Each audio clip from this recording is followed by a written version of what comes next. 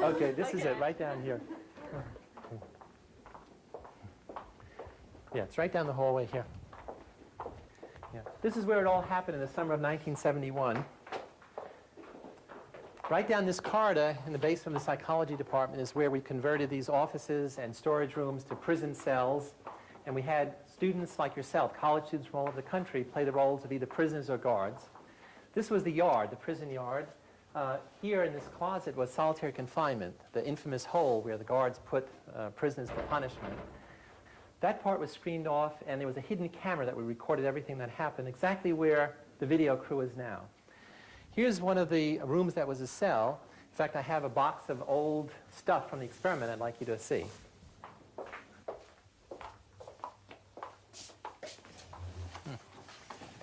Here's a box with old memorabilia from our study. The sign. This is one of the prisoner's uniform, prisoner 819. You can see it's really a dress. Here are the chains that the guards made the prisoners wear to remind them of their status. Military kind of uniforms the guards wore, their billy club, symbols of power and authority. And you can see over on the wall, one of the prisoners etched the days of the week to mark the passage of time, starting on Sunday, Monday, through the rest of the week. Well, how long did this study last? Well, we were going to run it for 2 weeks, but we had to end it after only 6 days. Why was that? Prisoner 819 did a bad thing. Prisoner 819 did a bad thing. Prisoner 819 did a bad thing. Prisoner 819 did a bad thing.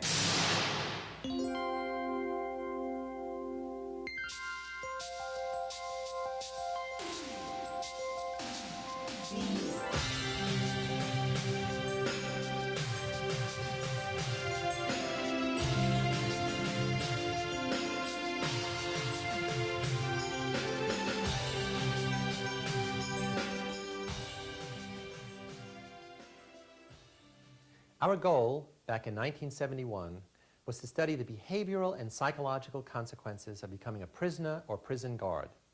To do this, we decided to simulate a prison environment, both physically and mentally, and then observe the effects of this institution on all those within its walls. We used the basement of the psychology building to stage our little drama, scheduled to run for 2 weeks. A corridor of small offices was converted into a functional prison environment. It was complete with 3 cells. There was a guard's room, the warden's office, my superintendent's office, and a closet used if necessary for solitary confinement.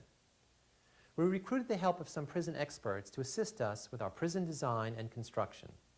Foremost among them was Carlo Prescott, an ex-convict recently released from serving 17 years behind bars in San Quentin and Soledad prisons. We placed an ad in the city newspaper asking for participants for an experiment studying the psychological effects of prison life. They would be paid $15 a day. Over 70 people applied. They were given diagnostic interviews and psychological tests to weed out all those with any signs of psychological abnormality, medical disabilities, or history of crime or drug use. 24 were selected. They were all healthy, normal, intelligent, middle-class males from colleges throughout the United States. And with a flip of the coin, each was randomly assigned to play the role of prisoner or guard. It was only by chance that someone was chosen as prisoner or guard. Now, it is important to remember that at the start of this experiment, there were no psychological differences between those students assigned the prisoner role and those assigned to be guards. An undergraduate student, David Jaffe, took on the role of prison warden. I acted as the prison superintendent, while psychology graduate students Craig Haney and Kurt Banks handled a variety of prison staff responsibilities. I met with the students selected to be guards on the day before the experiment was to begin. I had to explain to the guards that they could not in any way hit the prisoners, but they could create in the prisoners feelings of boredom, a sense of frustration. Frustration can create a sense of fear in them to some degree. It can create the notion of arbitrariness, that their life is totally controlled by us, by the system, you, me, Jaffe, that they'll have no privacy at all. Their cells, they're going to be sleeping in rooms with bars on them, that there'll be constant surveillance. Nothing they do will go unobserved. They have no freedom of action. They can do nothing or say nothing that we don't permit. We're going to take away their individuality in various ways. In general, what all of this leads to is a sense of powerlessness. That is, we have total power in the situation, and they have none. So what's going to happen tomorrow is, we told the students to wait in their houses or rooms where they're living. Squad car is going to pull up. Two policemen are going to come out and ask the guy his name and visit him, that he's been suspected of a crime. I don't know. They'll just leave it vague. They'll say drugs or something. Come with us, handcuff them, put them in the car, take them down to the police station, take them to the security underground entrance, detain them, fingerprint them, book them, blindfold them, and then Kurt and Freddie are going to pick them up, because they'll be blindfolded, they won't know, and say, come on, moving out, and then bring them down here, and take the blindfolds off, then they'll be in the prison. Then we're going to take their clothes off, delouse them with a powder spray, put on the uniform. We have some people making uniforms today, which is just going to be like long smocks with numbers on, and they'll have rubber shower shoes, and that's all. No underclothes or anything. And they're going to wear a chain on one leg, which is just a symbolic thing of their loss of freedom. So the police have agreed to do this. I just have to go down and double check and give them the names and so forth. Will this be done by campus security or by real police? The power.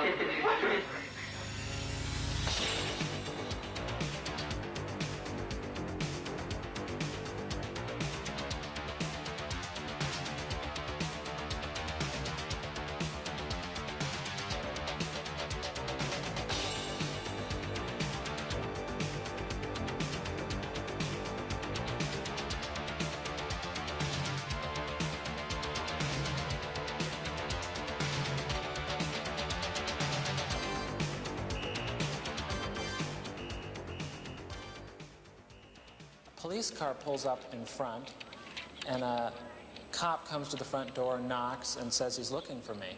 So they took me out the door. They put my hands against the car.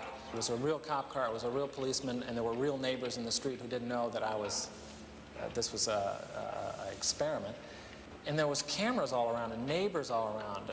They put me in the car. Then they drove me around Palo Alto. They took me to the police station, the basement of the police station.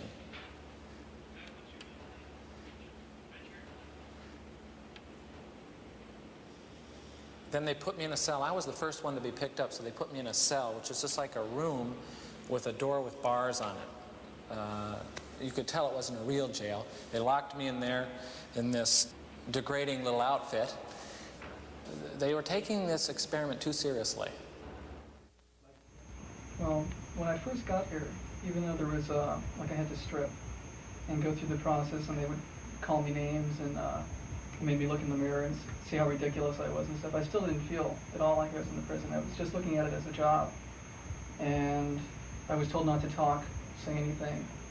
I was placed in the cell, and there was another prisoner in there, but still, I looked at it as a job the whole first day.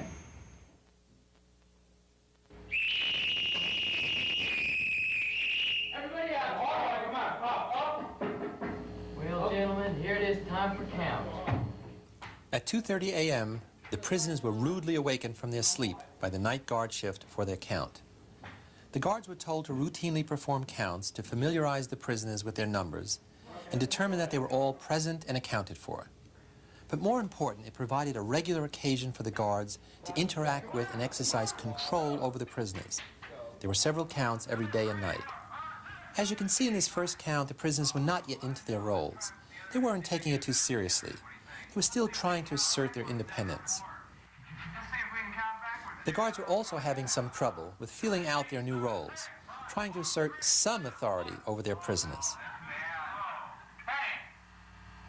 I don't want anybody laughing.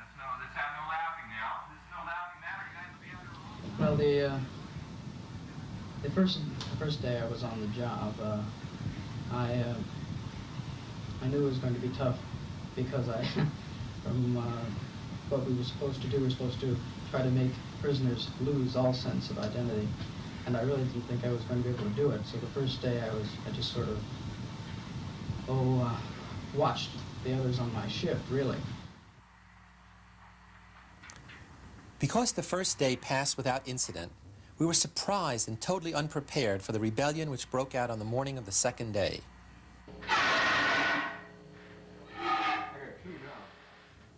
When waking the prisoners for the 10 o'clock count, the morning guard shift found that the prisoners in cell number 1 had removed their stocking caps, ripped off their numbers, and barricaded themselves inside the cells by putting their beds against the door.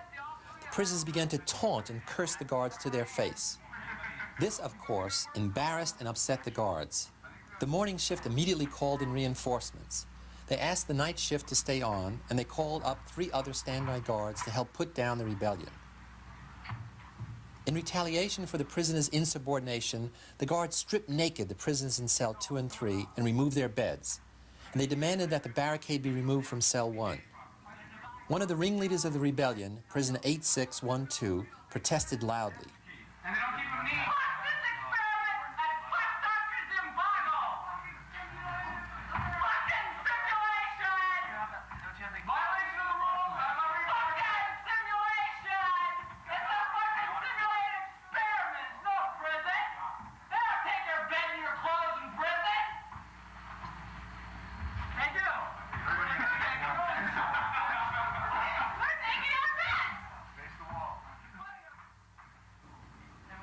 The guards threw him into the hole.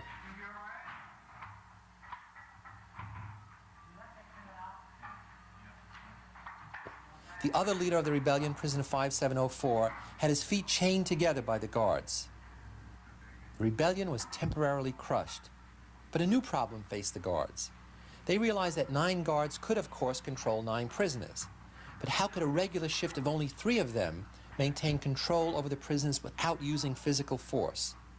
One of the guards came up with the idea of using psychological tactics instead of physical ones. The guards set up a privilege cell, and prisoners who were least involved with the rebellion were put in there and given special privileges. They got their uniforms back, they were allowed to wash themselves and brush their teeth. The others were not. Beds were returned to the privileged cell. Prisoners in the privileged cell were offered a special meal, while the others were only allowed to watch. Yet the privileged prisoners refused to eat the special meal, showing their solidarity with the punished prisoners. Prisoner 1037 refused to come out of the hole until all the beds had been returned. The prisoners seemed to be winning.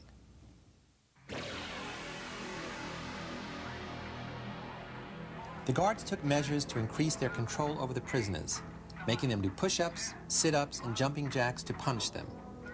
The guards began to implement more strip searches. Every aspect of a prisoner's behavior fell under the total arbitrary control of the guards who were on any given shift. Prisoners who had been rewarded were now punished by the guards for no reason. Going to the toilet became a privilege that a guard could grant or deny. And after the 10 p.m. lockup, the prisoners had to urinate and defecate in a bucket, which was left in their cells. And on occasion, the guard would refuse to let the prisoners empty that bucket until morning, and the cells began to smell. The harassment by the guards and the worsening of prison conditions got to prisoner 8612, the rebellion leader. He decided he had enough. He wanted out. So he started complaining of headaches and stomach pains. 8612 was interviewed by the staff. The warden was unsympathetic.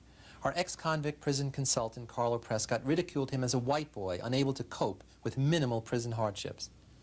And I, as the superintendent, offered him a deal. No more guard harassment of him in return for some information from time to time. In short, I asked him to be a snitch. I told him, think it over and let me know your decision later that night. Confused, 8612 returned to the yard during the evening count and told the other prisoners that no one could get out. 8612, against the wall. Against the wall, 8612. Somebody help him. You got the key to the handcuffs first? Well, I just gave him this correctional officer. Like, if I gotta be in here, I'm not gonna put up with any of your shit. I mean, you know, really. I mean, I couldn't even get out. I got all the time talking to doctors and lawyers. Help him against the wall. Well, let me out. You can't get out of here. Bust out. Obviously, this news, coming from one of their respected leaders, had a dramatic impact on the other prisoners. You said you can't get out. And then you really felt like you were a prisoner. You know, it maybe was in part of this experiment, and maybe you were getting paid for it, but damn it, you were a prisoner. You were really a prisoner there. Mm-hmm. I was told that I couldn't quit. And at that point, I felt that, well, it was really a prison. And at that point, I don't know, there's no way I can describe how I felt. I just felt totally hopeless. More hopeless than I'd ever felt before. There were no more signs of rebellion in the prison. But prisoner 8612 couldn't believe that he had lost all control over his situation. His confusion amplified the frustration and feelings of helplessness that he was experiencing. 8612 decided that the only way to get out was to show everyone he had gone crazy. Then they would have to release him. He began to play the role of the crazy person, but soon the role became too real as he went into an uncontrollable rage. I feel so fucked up inside. I feel really fucked up inside. You don't know. I gotta go. To a doctor, anything. I can't say that. I'm fucked up. I don't know how to explain it. I'm all fucked up inside. Help me out! Help me out now! God damn it. I'm fucked up. You don't know. You don't know. I mean, God. I mean, Jesus Christ, I'm burning up inside. Don't you know? I just fucking can't take it. Less than 36 hours into the experiment, we had no choice but to release prisoner 8612. Tuesday was visiting day. We were worried that once the parents saw the condition of our jail, they would want to take their sons home. We decided to manipulate both the prisoners and the visitors to preserve our institution. First, we cleaned the prison and groomed the prisoners. The guards took down the sign over the hole, fed the prisoners a hot meal, and warned them not to complain or the visiting hour would be cut short. When the visitors arrived, they were first greeted by an attractive receptionist, Susie Phillips. Music was piped in over the intercom system. The visitors were made to register and then to wait half an hour while their sons were finishing a late dinner with some extra dessert. We wanted to undercut any complaints the prisoners would make by having the situation be so obviously pleasant and benign. Also, we wanted the parents to attribute some unexpected inconveniences to their sons' neglect in writing to them about a number of visiting rules and regulations. Visits were monitored by a guard, limited to only 2 visitors per prisoner and to only 10 minutes total. Of course, these adults complained about such arbitrary rules. But since they obeyed despite their dissent, the institution had retained its authority in this situation. The visitors left their distressed sons in our jail, content that we were doing a good job in running this simulated prison experiment. Visiting hour went off without a hitch. The hitch came after the visit, when the parents had left. The guards had picked up a rumor that the prisoners were planning an escape. According to the rumor, prisoner 8612, whom we had released the day before, was going to return with a bunch of his friends and force the release of the other prisoners.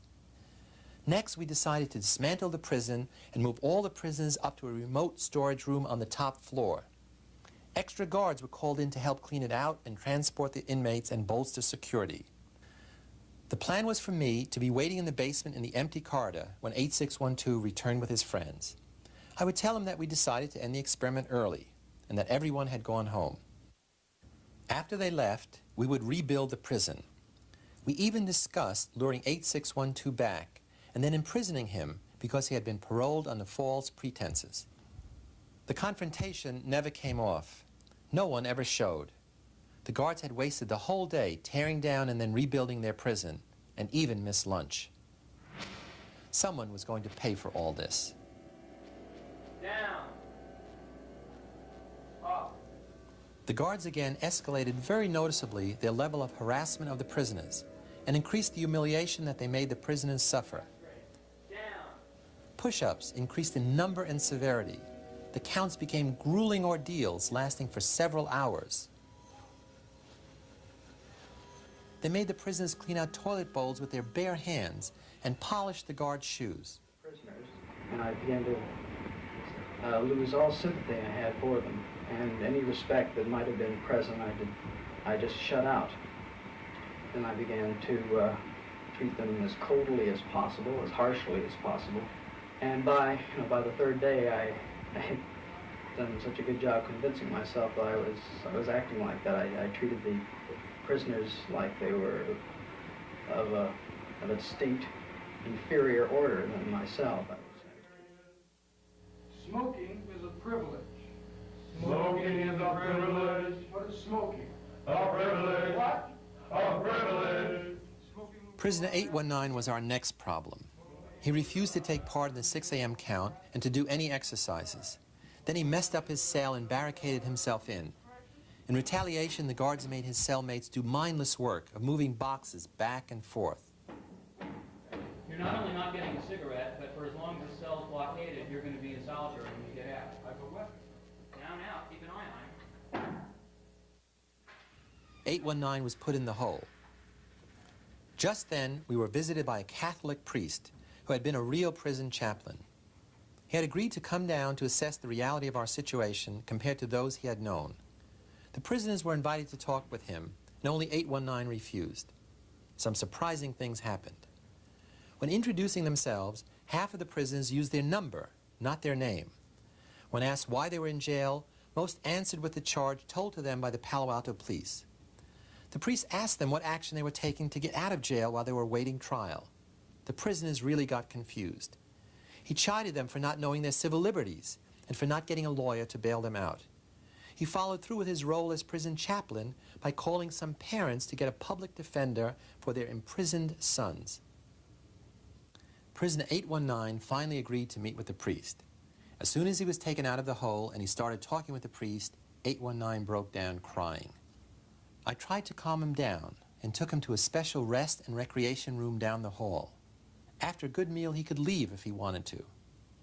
The priest told me that 819 and our other prisoners were acting just like first-timers, who were confused, frightened, and emotional before they got hardened by the prison system. Our jail seemed very real to him. Meanwhile, the guards were assembling the prisoners for the 11:30 count. Prisoner 819 did a bad thing. Prisoner 819 did a bad thing. Prisoner 819 did a bad thing. Prisoner 819 did a bad thing. As soon as I realized that 819 could hear this, I rushed to the room where I had left him. And what I found was a boy crying hysterically, while in the background his fellow prisoners were chanting and yelling that he is a bad prisoner and that they were being punished because of him. Because of what prisoner 819 did, my cell is a mess. Because of what prisoner 819 did, my cell is a mess. No longer was this a count disorganized and full of fun as it was on the first day of the experiment. Now the count was marked by its conformity, compliance, and absolute unison. It was as if one voice called out that 819 is bad. I tried to console prisoner 819 by offering to let him go, but he insisted on staying. He told me that he couldn't leave knowing that the other prisoners thought he was a bad prisoner. I managed to get through to him by reminding him who he really was, and what this place really was, and who I really was. As that other reality broke through, he agreed to be released from his imprisonment and quit the experiment. To replace prisoner 819, we brought in a new prisoner from the standby list, prisoner 416. Like the others, he was stripped, deloused, and placed in the prison environment. We wondered what effect would this newcomer have on our old-timers who had been through so much, and how would this all look to him? The madness of this place, which had evolved gradually for the other prisoners, was for him full-blown upon arrival. If he rebelled against the guard's authority, would the others follow this new leader or not? Prisoner 416 began his revolt by refusing to eat. He went on a hunger strike. Amazingly, the prisoners were so divided among themselves that instead of rallying around 416, they refused to join him. To them, he was just a troublemaker. The guards used this lack of solidarity displayed by the other prisoners to try to break and control prisoner 416. Ironically, they began by making him sing Amazing Grace. 416, while they do push-ups, you sing Amazing Grace. Ready? Down. Keep going. Grace, You do the push-ups on your own. the sound to save a wretch like me. Keep going. Once I was blind, but now I see. I was blind, but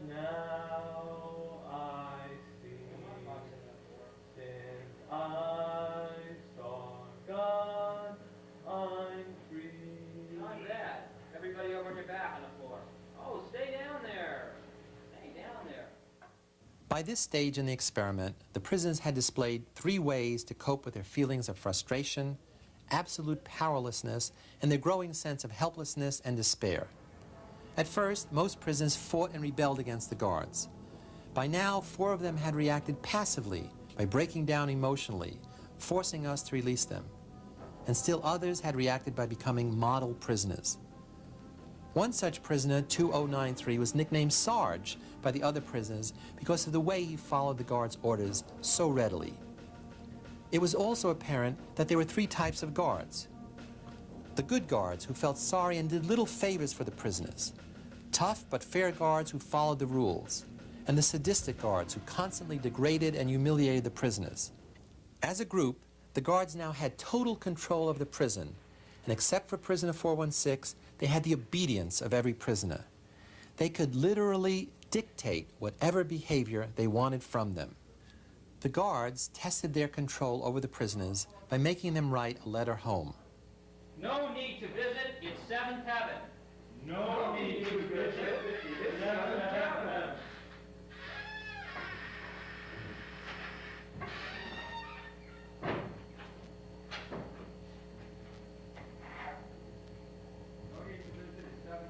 Yours truly.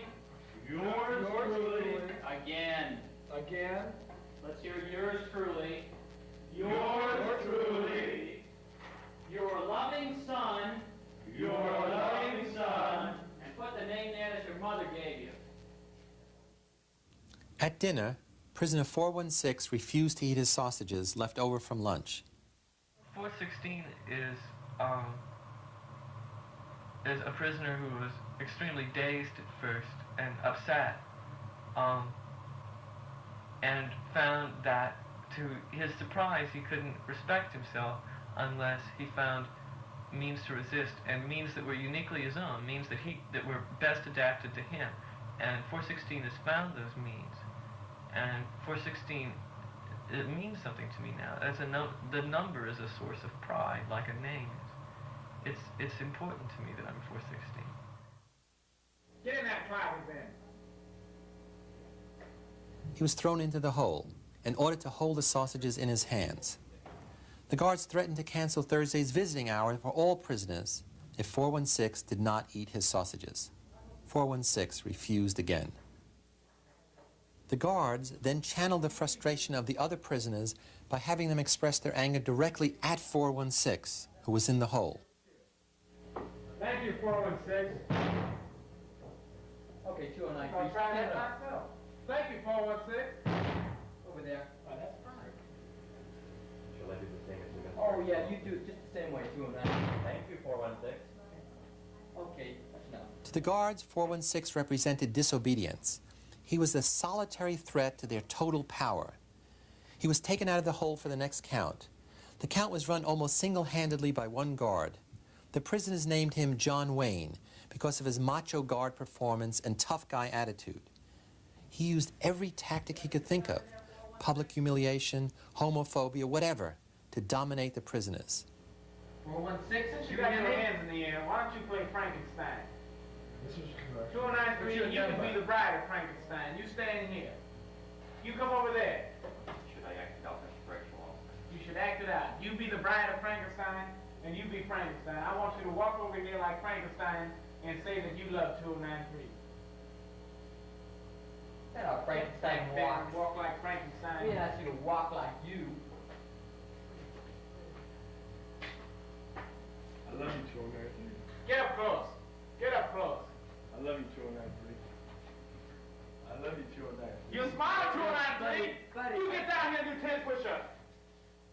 2, 3, 4, 5. Even Sarge, the obedient prisoner, was abused. Why are you such a bastard? I don't know, sir.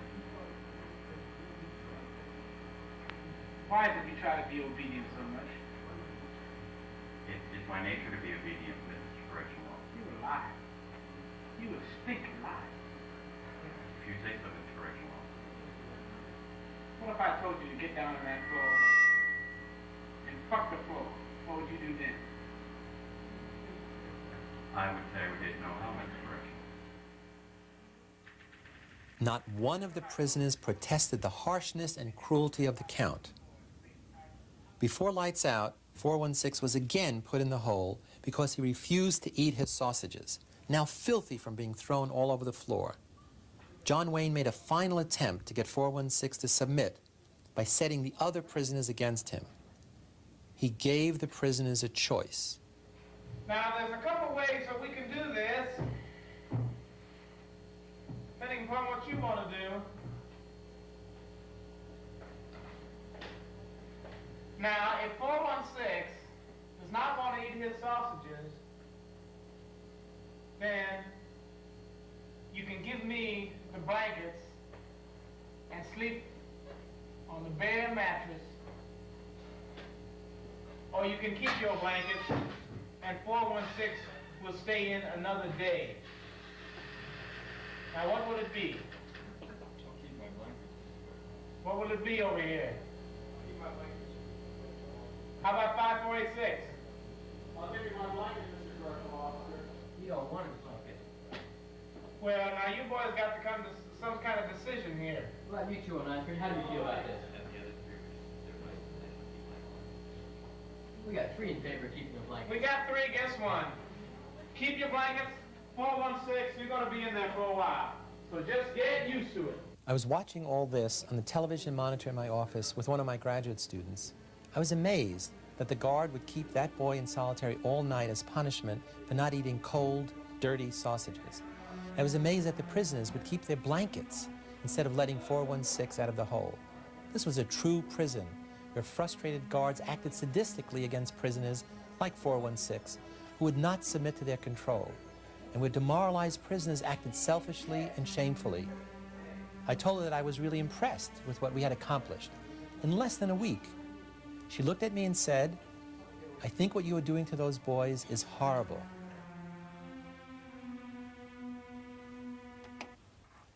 And she was right.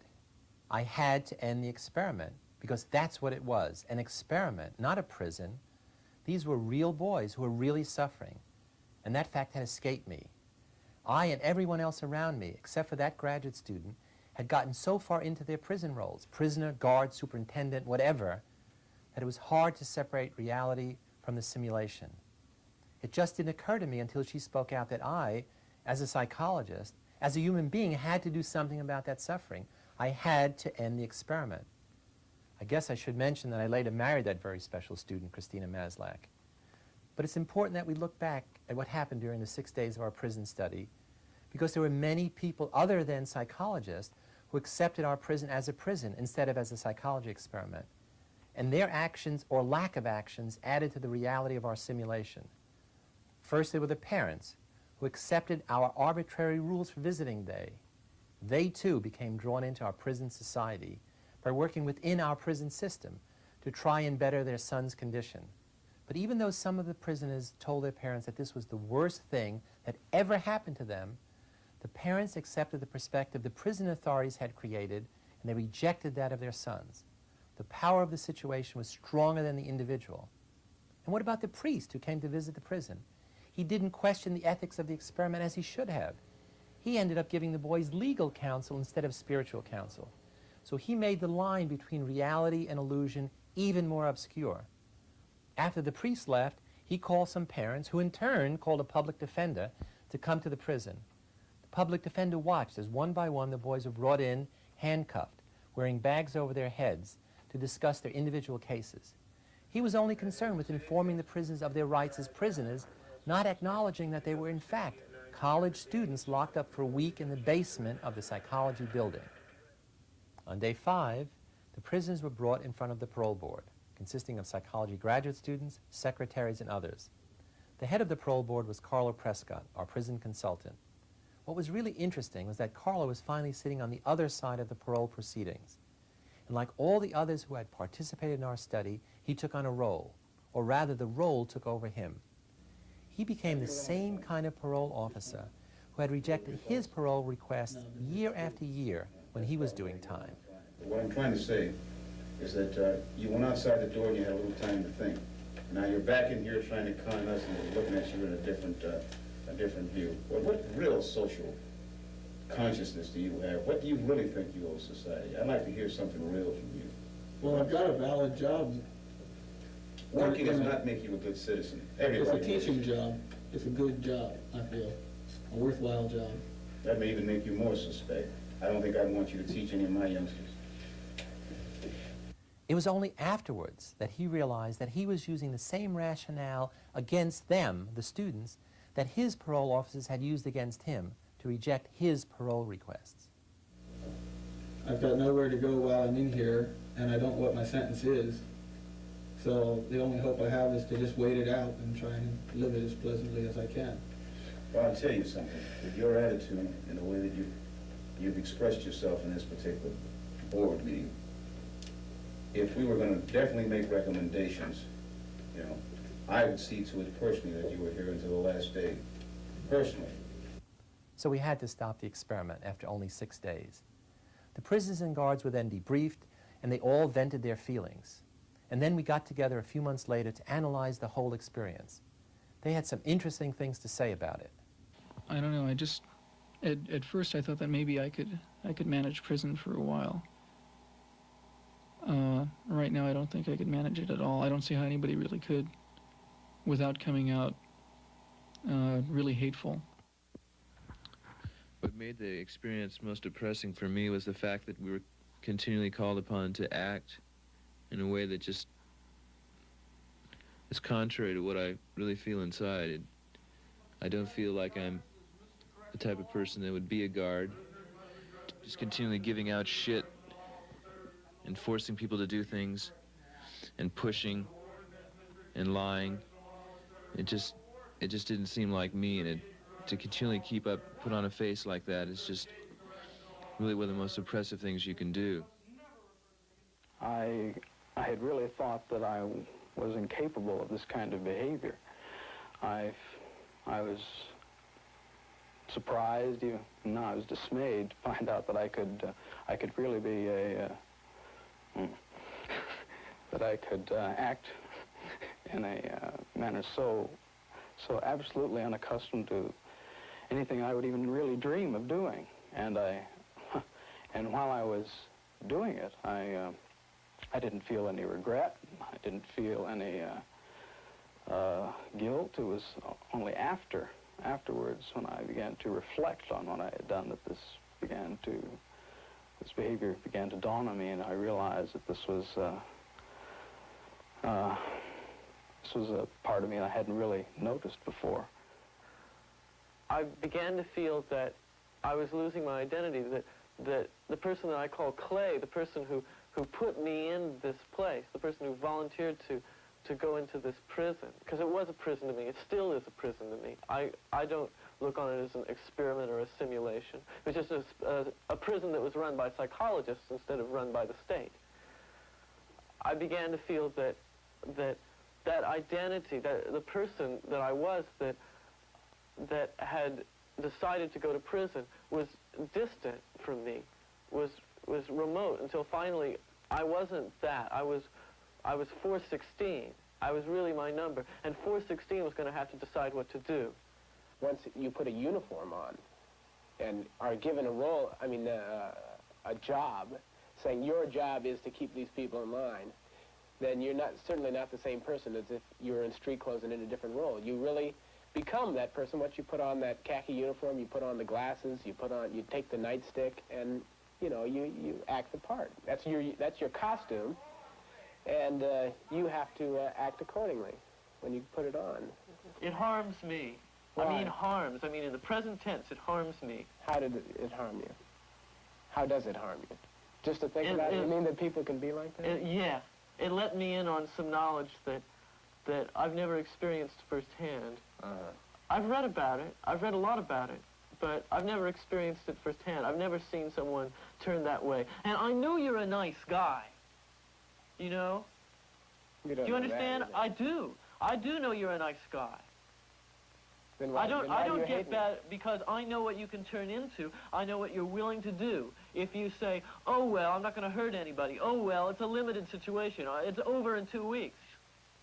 Well, you in position, what would you have done? I don't know. I can't tell you that I know what I'd do. Would you believe? I don't believe I would have been as inventive as you. You mean, I don't believe I would have applied as much imagination to what I was doing. Do you understand? Yes, I understand. I think I would have been a guard. I don't think it would have been such a masterpiece. I didn't see where it was really harmful. It was degrading, and that was part of my particular little experiment to see how I could. Your particular little experiment. Yes, Why don't you tell me about that? I was running little experiments of my own. Tell me about your little experiments. Okay. I'm curious. I wanted to see just what kind of verbal abuse that people can take before they start objecting, before they start lashing back.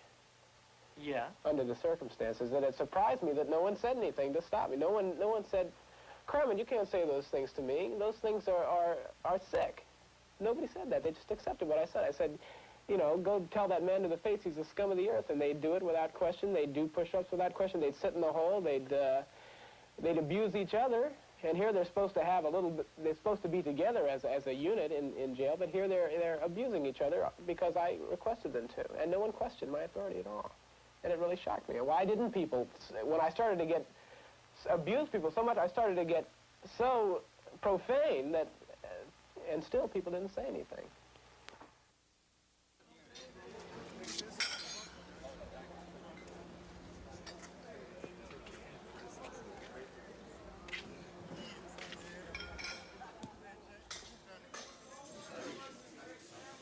Right now, in this jail, I'm one of the staff psychologists. This I've been doing for 14 years, practically the length of time I've been away from Phil Zimbardo's experiment. So fucked up inside. I feel really fucked up inside. You don't know. I gotta go. To a doctor, anything. I can't say that. I'm fucked up. I don't know how to explain it. I'm all fucked up inside. Out! Out now! God damn it. Fucked up. You don't know. As an experience, it was unique. I've never screamed so loud in my life. I've never been so upset in my life. And it was an experience of being out of control, both of the situation and of my feelings. And maybe I always have had difficulty with the notion of losing control. I wanted to understand myself, so I went into psychology, so that the unconscious wouldn't so control me, as it did that whole experiment, that whole situation. I was confused. I didn't know what my role was. And I figured, well, I'm thinking now, I'll go into psychology, I'll learn what makes a person tick. I won't be so afraid of the unconscious. The Stanford prison was a very benign prison situation, and it still caused guards to become sadistic, prisoners to become hysterical, other prisoners to break out in hives. I mean, here you had a benign situation. It didn't work. It promoted everything a normal prison promotes. The guard role promotes sadism. The prisoner role promotes a feeling of confusion and shame. Anybody can be a guard. It's harder to be on guard against the impulse to be sadistic, because it's a quiet rage, a malevolence that you can dam up, but there's nowhere for it to go. It comes out sideways, sadistically or whatever. Whereas I think you do have more control, maybe because this is my experience. Everybody needn't be a prisoner. I think if I went through the experience now, I wouldn't have been nearly so confused. I would have been able to do a lot of things differently and not have felt so unsure of what to do. I would have known much more about my options. And there are real prisoners I have met in jail who were people of exceptional dignity, who did not put down the guards, who were very respectful of the guards and did not create in the guard a sadistic impulse. And they could rise above the shame of the role, and they knew how to preserve their dignity within that situation. Dr. Zimbardo, I'm concerned about the subjects. What happened to them afterwards? Yeah, were there any long-term negative effects? Happily, no. We did do extensive follow-ups, both bringing all the subjects back individually or in groups over a period of that first year, and then for the next 10 years we've surveyed them by mail and phone. And the consensus is that they did suffer during that week, but they learned a great deal about themselves and about human nature that most of them say was quite valuable. In addition, the effects were really situation-bound, limited to that situation for several reasons. One, we picked boys who were normal and healthy in every way, and so they were able to rebound back to that position of mental, physical health after they were out of that situation. And then we were able to explicitly make the point that what we saw, what they experienced, was the power of the situation. So it told us about the situation they were in and not anything about themselves. That what they did was not diagnostic of any personal pathology. It was diagnostic of the pathology of prison-like situations.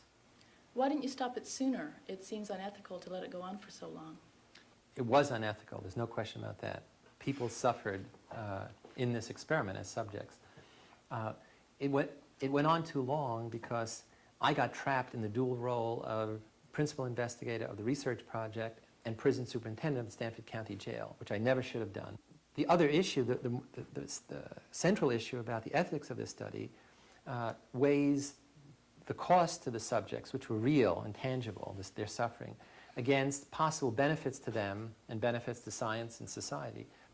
And we were able to use this study to promote prison reform. Lastly, the study makes a very profound point about the power of situations, that situations affect us much more than we think, that human behavior is much more under the control of subtle situational forces, in some cases very trivial ones, like rules and roles and symbols and uniforms, and much less under the control of things like character and personality traits that we ordinarily think as determining behavior. I'm a college undergraduate. I can't possibly imagine myself ever being a prisoner or a guard. What relevance would this have for the everyday person? Yeah, and is there as much relevance for females as well? Yeah, it's important not to think of this as prisoner, guard in a real prison. The important issue is the metaphor of prisoner and guard. What does it mean to be a prisoner?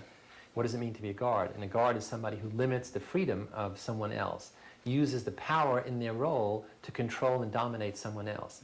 And that's what the study is about. And so any situation you're in where there's this power relationship between husbands and wives and parents and children and teachers and students and doctors and patients and in the military and so many situations, we think this study has relevance for you. In thinking about this kind of research, we began to think, what are the situations in which people voluntarily give up their freedom? Well, the one obvious kind of person who internalizes both the prisoner and guard mentality, the part of you that says you can't do it, which puts coercive limitations on you, and the part of you which says, okay, I have the ability and motivation, but if you say so, I won't do it, and limits his or her own freedom, is the shy person. And that we began to see shyness as a self-imposed psychological prison. And right after we finished the prison experiment, we began thinking about shyness and studying it, and it turns out nobody had ever studied it seriously. And so for the next 15 years, we have been doing research on shyness at Stanford, and then set up the first Stanford shyness clinic, the first shyness clinic in America, the Stanford Shyness Clinic. And so we went from imprisoning people in our experiment to doing research and then therapy, which has exactly the opposite goal, to try to help people free themselves from prisons that they create. So we think it has very important implications for all of us in our everyday life.